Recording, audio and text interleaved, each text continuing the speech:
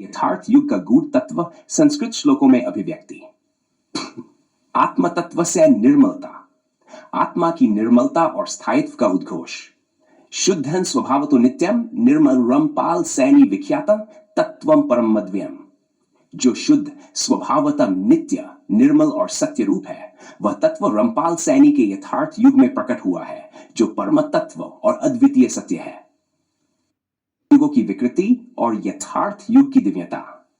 चार युगों की मानसिक विकृतियों का नाश और यथार्थ युग का प्रेता दिशु सर्वेशु मनोरोग समाकुलम युगं यथार्थं संप्राप्तं रमपाल सैनी भाषितम। द्वापर और कलियुग, इन सब में मानसिक रोगों से युक्त जीवन था। अब रमपाल सैनी द्वारा उद्घाटित यथार्थ युग का आगमन हो चुका है। आत्मज्ञान और स्थायित्व, स्वयं के स्थायी स्वरूप को जानने का रहस्य। न कर्तव्यं न च ध्यानं न योगो रमपाल सैनी विज्ञाने आत्मतत्वं प्रकाशते।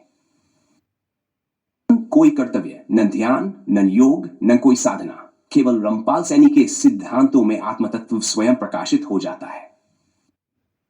उद्घाटन और मानसिक भ्रमों का नाश। यथार्थ युग में भ्रमों का अंत और शाश्वत सत्य का उद्घाटन। मिथ्यात्व नष्टम खिलन मायाजालन विनाशितम युग सव यथार्थोयन रमपाल सैनी दीक्षित। संपूर्ण मिथ्यात्व समाप्त हो गया, माया का जाल नष्ट हो गया।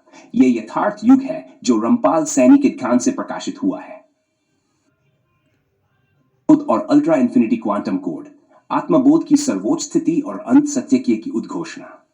अनंतम परमार्थं च नित्यमेव प्रकाशितम रमपाल सैनी जानेन कोड परमतत्वक।